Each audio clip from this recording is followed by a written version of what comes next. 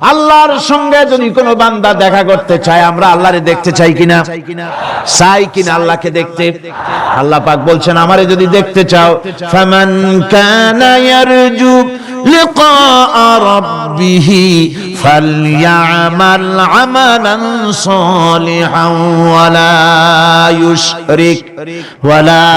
ইউশরিক বিইবাদাতি রাব্বিহি আহাদা।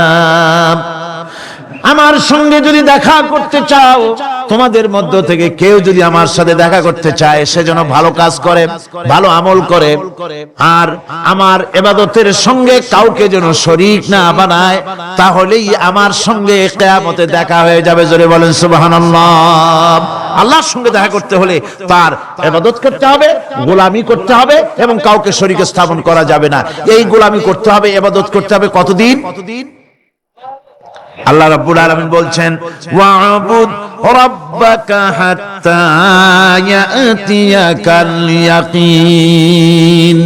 ইবাদত করো, গোলামি করো, যতক্ষণ পর্যন্ত নিশ্চিত সেই সময়টি এসে না যায়, তার মানে মৃত্যু পর্যন্ত আমার গোলামি করতে থাকো।